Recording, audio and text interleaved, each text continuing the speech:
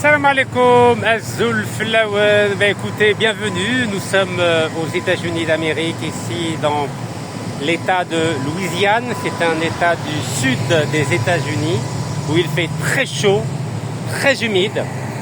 Et j'ai voulu faire cette vidéo ici pour deux raisons. D'abord parce que la Louisiane est un État qui ressemble à l'Algérie sur deux aspects. Le premier aspect, c'est l'aspect historique.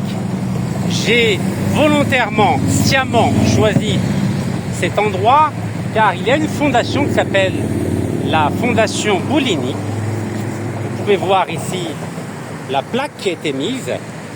Donc cette plaque, que dit-elle? Elle dit Faubourg Boulini, site de la plantation de Louis Boulini, 1781-1862. Donc c'était un Français, c'était un colon français, soldat, planteur et homme politique, homme d'État. Ce faubourg donc, a été délimité en 1934 donc, par le général Taylor, Clara et la rivière. Bon. Alors pourquoi je vous parle de ce colon français? Déjà pour vous dire que la Louisiane appartenait à la France entre 1682 et 1762, c'est-à-dire pendant 8 décennies, 80 ans. Et ensuite, à partir de 1800 jusqu'en 1803. Donc en tout, pendant 83 ans, la France possédait la Louisiane. Mais pas la Louisiane d'aujourd'hui, car la Louisiane d'aujourd'hui, qui est délimitée par le golfe du Mexique et par le Mississippi, il faut savoir que c'est les Français qui avaient découvert, en tout cas à travers l'angle européen, cet énorme fleuve qui coule partout dans l'État de Louisiane jusqu'au Texas. Donc pendant 83 ans, la France possédait la Louisiane qui représentait, écoutez-moi bien, un tiers des États-Unis d'Amérique, c'est-à-dire l'équivalent de 16 à 17 États actuels. C'était absolument énorme. Ça allait jusqu'au nord, au Canada, et jusqu'au sud, autour du golfe du Mexique. Donc autant vous dire que c'était phénoménal. Alors, pendant ces 83 ans, les Français se sont comportés exactement comme en Algérie, comme en Afrique, comme au Vietnam. C'est-à-dire que les Français ont considéré les habitants locaux, les indigènes, on les appelle ici les Natchez, c'est-à-dire les Indiens, comme des moins que rien. Et ils ont fait la même chose avec les Noirs qu'ils ont ramenés d'Afrique. Et d'ailleurs, Louis Boligny a installé, mis en place, développé une plantation où il y avait des esclaves noirs à partir de 1829 jusqu'en 1834 avec son frère. Oui, parce que quand on est esclavagiste en famille. De la même façon que quand on est colon en famille. Donc sachez que quel que soit le continent où l'État colonial, l'État esclavagiste français a dominé systématiquement, il a considéré les autochtones, c'est-à-dire les habitants naturels, comme des sous-hommes. C'est la raison pour laquelle j'ai voulu ici venir devant cette plaque commémorative installée par la famille Boligny. Car encore une fois, la famille Boligny, donc est une famille française, des colons français ici en Louisiane, est extrêmement fière d'avoir planté cette plaque commémorative ici en Louisiane, en Nouvelle-Orléans, à la Nouvelle-Orléans. Alors, je vais vous dire, on va tourner un petit peu.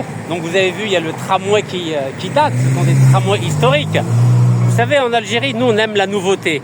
Alors que dans les pays occidentaux, ils aiment la tradition. Vous ne verrez plus jamais un tramway comme ça en Algérie, regardez. Parce que nous, on aime les tramways Alstom. Voilà, de la compagnie qui les a développés.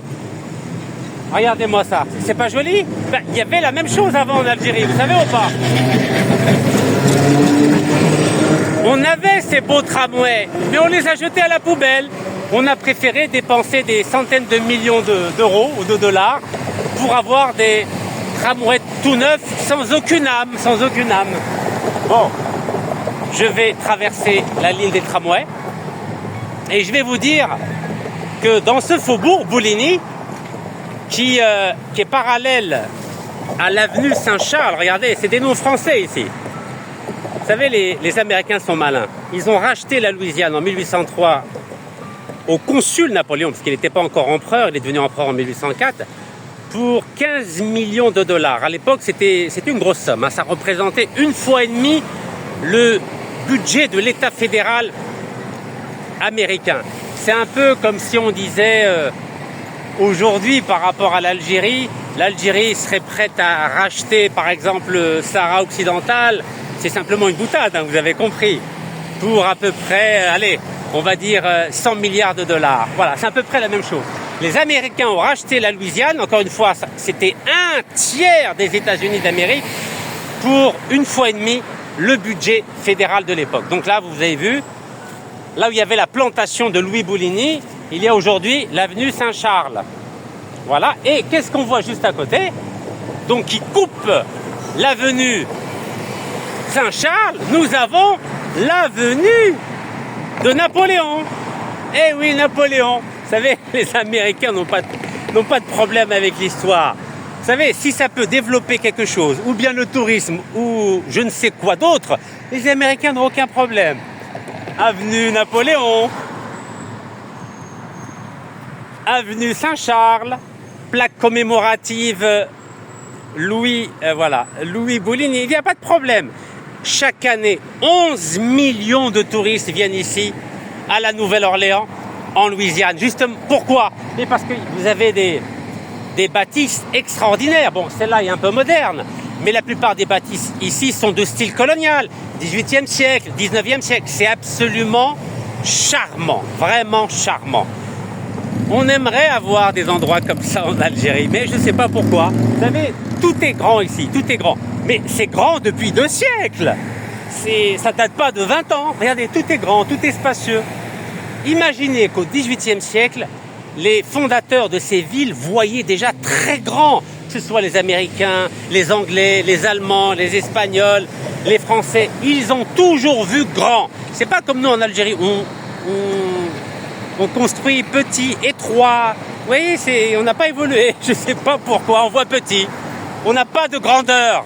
On a eu des hommes nobles, Rabbi Yarhamhum, qui se sont sacrifiés pour la liberté et l'indépendance de l'Algérie, mais on a eu des décideurs petits dans la tête. Ils sont incapables de faire des grandes avenues comme ça. Je ne sais pas pourquoi. On est en 2025, on n'a toujours pas des grandes avenues comme ça en Algérie. C'est incroyable quand même. On n'a pas de grandes avenues. Et là, ça fait 2 siècles que c'est comme ça. Pourtant, on a des décideurs qui voyagent dans le monde entier. Ils pourraient s'inspirer des grandes avenues. Non, c'est toujours petit. Toujours petit. Voilà, petit. Tout est petit. Alors qu'ici, tout est grand. Eh oui, tout est grand. Depuis longtemps. Donc, tout ça pour vous dire quoi? Tout ça pour vous dire que la France a toujours eu 2 visages. Il y a le visage de la lumière, des libertés, de l'égalité, de la fraternité. Ça, c'est réservé aux citoyens de souche. Mais pour toutes les contrées que la France a dominées, que ce soit en Afrique du Nord, aux Amériques, Canada et Louisiane, ou en Asie, la France s'est toujours comportée de façon cavalière, de façon altière, de façon arrogante, en méprisant les populations qu'elle a dominées. Je vous l'ai dit, en Algérie, elle a considéré les Algériens comme des indigènes. Elle a fait la même chose ensuite en Afrique et au Vietnam. Et ici, aux États-Unis et au Canada, elle a considéré les indigènes, d'abord les Indiens qu'elle a exterminés et ensuite les Noirs qu'elle a exploités, comme des sous-hommes. Et aujourd'hui, malheureusement, cette France aux 2 visages est toujours présente en Algérie. Et elle réussit toujours à obtenir des contrats de nos décideurs. Vous avez vu avec Total, chaque année, nos décideurs lui donnent un nouveau contrat. Car malheureusement, dans notre pays, nous sommes victimes du complexe de l'indigène, du complexe du colonisé. Et tant qu'on ne se débarrassera pas de ce complexe de l'indigène et de ce complexe du colonisé, jamais nous ne deviendrons de véritables citoyens, patriotes, souverains, qui devons défendre l'Algérie au-delà de tout.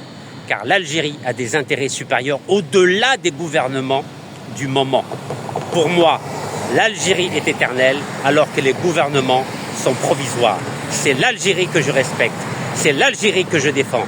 C'est l'Algérie qui est au firmament de mes espérances et de mes principes, mais en aucune manière je considérerai les différents gouvernements qui ont dirigé l'Algérie comme des valeurs absolues. On l'a vu avec les 4 mandats de feu Abdelaziz Bouteflika, il y a eu 20 ministres, dont 3 anciens premiers ministres, jugés, condamnés et emprisonnés pour corruption. Jamais je considérerai des gouvernements comme une valeur absolue et c'est la raison pour laquelle je garderai toujours mon esprit critique au sujet de certains ministres qui ont oublié que l'Algérie est supérieure à leurs intérêts personnels. Barakallahu fikum, tahiyat Jazair, wallah yarham shuhada.